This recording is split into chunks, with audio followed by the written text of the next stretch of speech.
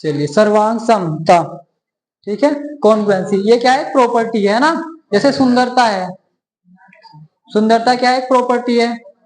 अब आप इसे थोड़ा ही बोलोगे कि सुंदर लड़का, ऐसे ही तो बोलोगे। सुंदरता लड़का थोड़ा ही बोलोगे, सुंदर लड़का ये तो बोलोगे ना। ऐसे ये क्या है, एडजेक्टिव की तरह है। क्या है, एडजेक्टिव, दैट इज विशेषण, ठीक है ना। अब विशेषण प्रॉपर्टी है ना। अब इसका सर्वांग क्षमता क्या है, एक नाउन है। क्या है, नाउन है। कैसी नाउन है, एब्स्ट्रैक्ट नाउन है। कैसी है, एब्स्ट्रैक्ट नाउन। पढ़ा है ना इंग्लिश में,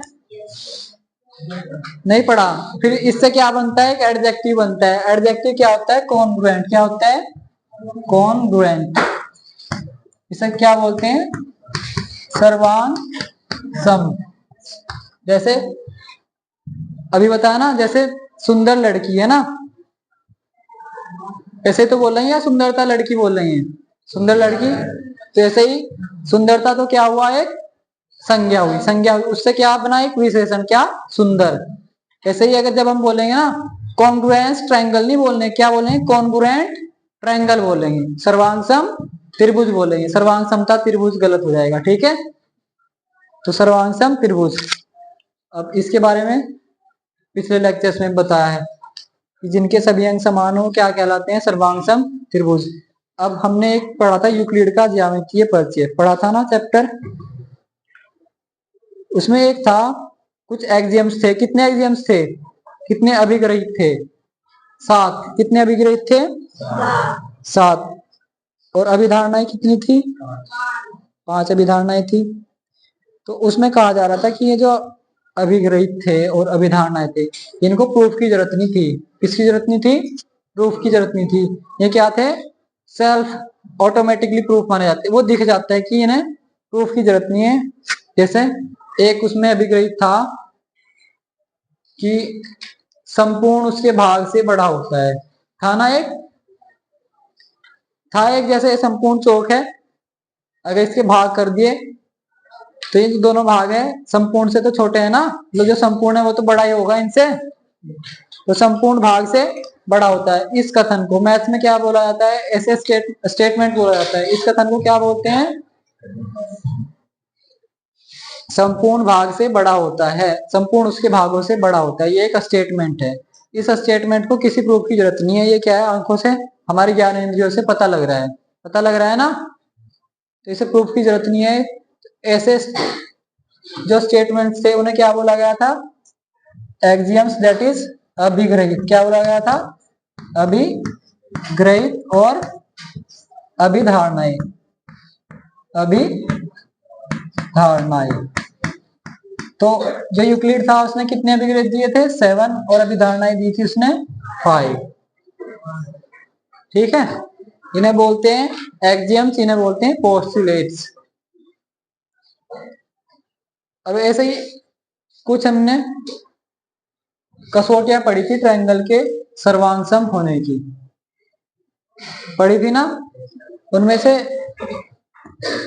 कितने पार्ट्स होते हैं ट्रायंगल में, 6 पार्ट्स होते हैं। 3 भुजाएं होती हैं, 3 भुजाएं, और 3 कोण होते हैं। क्या होते हैं, तो कितने अंग होते हैं, 6 अंग।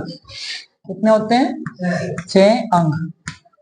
तो कोई दो त्रिभुज कब होते हैं सर्वांग सम, जब सर्व मतलब सभी, सभी मतलब 6 के 6 अंग क्या हो, समान हो किसी दूसरे त्रिभुज के, है ना। मतलब ये जो 6 के 6 अंग है ना, किसी दूसरे त्रिभुज के संगत अंगों से समानता रखते हैं, तो क्या कहलाएगा ऐसा त्रिभुज। ऐसे त्रिभुज आपस में क्या क्या कहलाएंगे, सर्वांग सम त्रिभुज। अब एक तो हमारे पास ऑप्शन है कि हम 6 के 6 चीजों को मापे दोनों ट्रायंगल के, तब कहें कि दोनों सर्वांग सम है। अब क्या है, कुछ मैथमेटिशियन ने क्या बनाया कि हमें 6 के 6 की मापने की जरूरत नहीं है, 3-3 के कुछ स्पेशल ग्रुप बनाए कि अगर हमने 3, ये जो स्पेशल ग्रुप हमें मिल गए ना 3-3 के, इनमें से, इन 6 में से 3-3 के, 3-3 उठा के, तो हमें फिर बाकी के 3 देखने की जरूरत नहीं है, मापने की जरूरत नहीं है। उन्हीं से हम कह दें कि क्या है, सर्वांग सम। कुछ स्पेशल केस उठाए उन्होंने। कैसे, साइड साइड साइड, अगर दो ट्रायंगल, अगर किसी एक ट्रायंगल की, किसी एक त्रिभुज की संगत भुजाएं किसी दूसरे त्रिभुज की संगत भुजाओं के बराबर हो, तो दोनों त्रिभुज को क्या कहते हैं कि क्या है, सर्वांग सम। बाकी के जो तीन पार्ट्स हैं, तीन अंग है, क्या बाकी के तीन पार्ट्स क्या होंगे, एंगल होंगे, वो आपस में क्या हो जाएंगे, संगत कोण, संगत तीनों के तीनों जो दूसरा त्रिभुज है उसके बराबर ऑटोमेटिकली हो जाएंगे। ठीक है, अगर ये हमें मिल गया, ठीक है ना। दूसरा केस क्या होता है, एस ए एस, ठीक है, इसमें भी यही केस। इसमें कितने पार्ट्स नहीं है हमारे पास में, तीन पार्ट्स फिर नहीं है, कौन कौन से, दो तो एंगल्स नहीं है और दो एक साइड नहीं है। तो अगर ये वाला कॉम्बिनेशन हमें मिल गया ना दो त्रिभुजों में, तो बाकी के तीनों को, दो एंगल्स को और एक साइड को हम खुद ब खुद समान रख देंगे। ठीक है, तो इसे बोलते हैं SAS rule, side angle side rule, भुजा कोण भुजा, और ये क्या है, भुजा भुजा भुजा नियम। और एक होता है एंगल साइड एंगल, इसमें भी यही है। इसमें अगर ये वाला कॉम्बिनेशन हमें मिला, तो बाकी के जो दो साइड्स होंगी, भुजाएं होंगी, और बचा हुआ एक एंगल होगा, क्योंकि दो एंगल तो आ गए ना, तीन एंगल हैं, तीन भुजाएं हैं भाई, दो एंगल हमारे पास आ गए, तीसरा ही तो बचा है ना। तो तीसरा बचा हुआ एक एंगल है, दो साइड से, उन्हें भी हम इक्वल कर देंगे अगर ये वाला रूल सेटिस्फाई हो गई। ठीक है, 6 के 6 मापने की जरूरत नहीं पड़ने की। ऐसे ही AS और SAA, इसी के स्पेशल केस होते हैं, ये आपको बता भी है, क्योंकि तीनों कोणों का योग कितना होता है, 180, उससे हम क्या निकाल लेंगे, तीसरा कोण निकाल सकते हैं ना। अगर दो हमारे पास दिए गए होंगे, पहले तो दो दिए गए हमें एंगल्स, तीसरा हमें निकालना, तो 180 में से इनके योग को माइनस करके तीसरा निकल जाएगा। जैसे ये वाला केस क्या है, एंगल, फिर दूसरा एंगल दे दिया है, और फिर ये वाली साइड दी गई है। ठीक है, एंगल एंगल साइड, तो ये तीसरा एंगल हम निकाल सकते हैं ना, 180 में से माइनस करके निकाल सकते हैं ना। तो जब ये एंगल निकल जाएगा, तो ये भी पता लग गया, ये पता लग गया, ये पता लग, तो कितना, एंगल साइड एंगल, कौन सी प्रॉपर्टी बन जाएगी, ये वाली, एंगल साइड एंगल, ये वाला रूल अप्लाई हो जाएगा। इस केस में भी ऐसे ही साइड दे दी हमको, एक एंगल ये है और एक एंगल ये है, ये साइड दी गई है, ये एंगल दिया है और ये एंगल दिया है। तीसरा एंगल निकाल सकते हैं ना खुद, 180 में से माइनस करके, तो ये वाला एंगल भी हमें मिल जाएगा। तो ये वाला एंगल हमारे पास आ गया। फिर हम कौन सी प्रॉपर्टी लगाएंगे, angle side angle, angle side angle, तो फिर ये मतलब ये दोनों किसके सब पार्ट है, इसी के सब पार्ट है। ठीक है ना। अब और भी तो इन्हें तीन तीन, अगर इन 6 में से तीन तीन के उठा के बना रहे हैं ना ग्रुप, और भी ग्रुप बनते हैं। एक तो क्या बनता है, एंगल एंगल एंगल, एक होता है साइड साइड एंगल, और एंगल साइड साइड। तो ये 8 कॉम्बिनेशन बनते हैं। कितने कॉम्बिनेशन, 8, 1 2 3 4 5 6 7 8। तो ये जो तीन होते हैं, ये सर्वांग समता की जो शर्तें हैं उन्हें पूरा नहीं करते। ठीक है, अगर ये कहीं दिखेंगे तो फिर हम जरूरत पड़ेगी दूसरी चीजों को भी कंपेयर करने की। ठीक है, फिर हम ये नहीं कह सकते कि दो साइड हैं तो तीसरी साइड बराबर हो जाएगी, और एक एंगल दिया है दोनों एंगल बराबर हो जाएंगे। अगर ये वाले कॉम्बिनेशन है तो ये सिद्ध नहीं कर सकते कि दोनों त्रिभुज क्या है, सर्वांग सम। तो ध्यान रखोगे, इन्हें रखोगे ना। चलिए, दो एंगल मिले या दो साइड मिले तो वहां सर्वांग समता केवल किसमें होगी, इसमें होगी।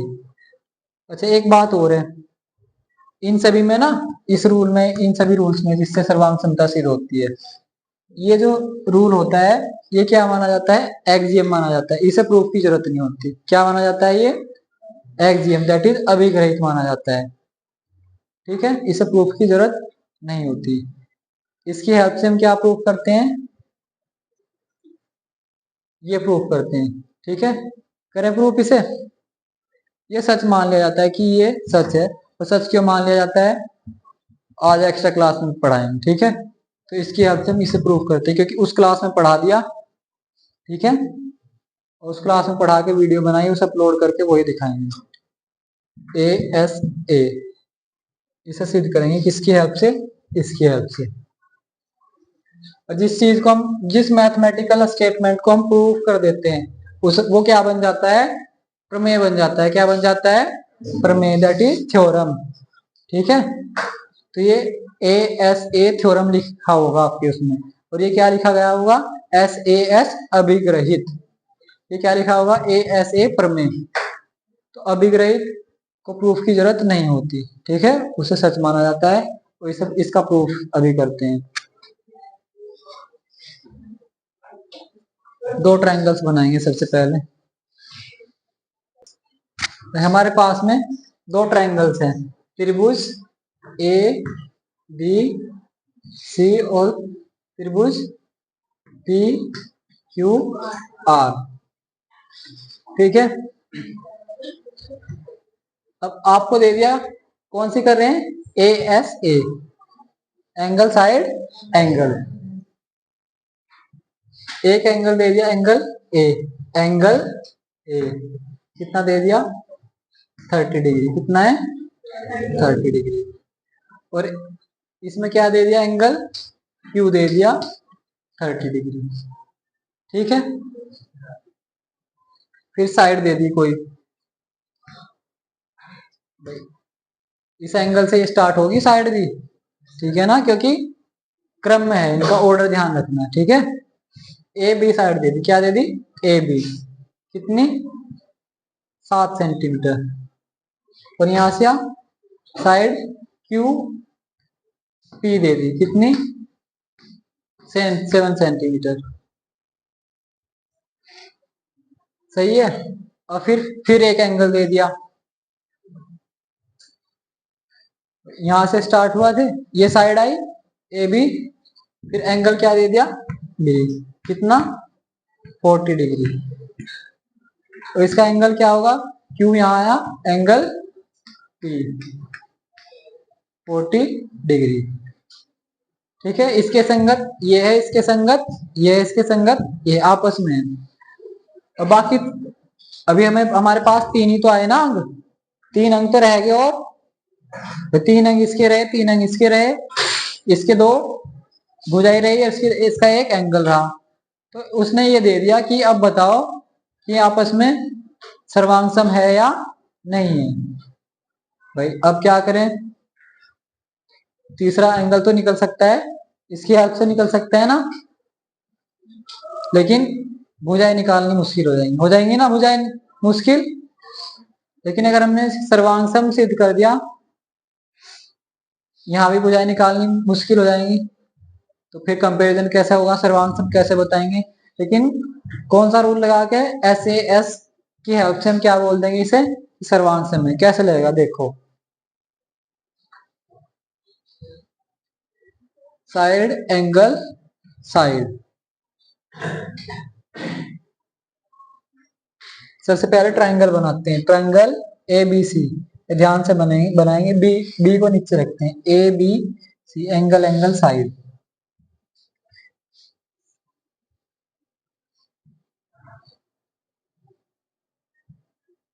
AB और C, ए एंगल कितना है, 30 डिग्री, 30 थोड़ा ये होगा, और ये कितना है, B 40 डिग्री, तो 40 थोड़ा सा ज्यादा होगा। सही है ना, चलो 40 से तो ज्यादा ही हो गया एंगल वैसे, लेकिन मान के चलते हैं कितना है, 30, और ये कितना है, 40 डिग्री। सही है, और साइड क्या दे दी, 7 सेंटीमीटर। ठीक है, और इसमें देखते हैं, ये भी ऐसे ही बनाएंगे, QP, तो यहाँ P रख ले और यहाँ Q रख ले। P कितना है 40 डिग्री, कितना है 40 डिग्री, तो थोड़ा सा ऐसे बनेगा। मैं जानबूझ के इसे उल्टा सा बना रहा हूँ, नहीं तो 30 भी ले सकते थे इधर, इससे आपकी अंडरस्टैंडिंग डेवलप हो। जरूरी नहीं वो दिखे कि सर्वांग सम है, उल्टा थोड़ा सा, ये क्या है 30 डिग्री, तो थोड़ा ऐसा आएगा। सही है 30 डिग्री, क्योंकि अगर क्वेश्चंस में आपने फिगर भी सही बना दिया ना तो आधे मार्क्स तो आपको एग्जामिनर दे के ही जाएगा ऐसे क्वेश्चंस में। तो अभी ऐसा है, लेकिन अभी हम इन कुछ नहीं लिख सकते। ये भुजा किस, ये भी कितनी है QP 7 सेंटीमीटर, तो ये भुजा किसके बराबर है, इसके बराबर। कौन तो आपको दिख ही रहे, ये कौन किसके बराबर है, इसके बराबर है, और ये सिंगल वाला सिंगल के बराबर है। अब भाई बाकी एक कोण बचा और दो साइड्स बची, अगर ये भी आपस में हमने बराबर कर दी तो क्या हो जाएंगे सर्वांग सम, क्या हो जाएंगे सर्वांग सम। लेकिन हमें पता है अगर ये चीज होती है तो सर्वांग सम होते ही होते हैं, है ना। तो अगर हम ये चीज इसमें ले आए तो क्या बोल दें कि आपस में क्या है सर्वांग सम, कैसे लाएं भाई। सबसे पहले देखते हैं, जब ए बी बराबर, ये किसके बराबर हो, पहला केस क्या होगा कि ए बी सी और ये पी क्यू आर। तो पहला केस मान के चलते हैं कि ए सी, क्या ए सी, जब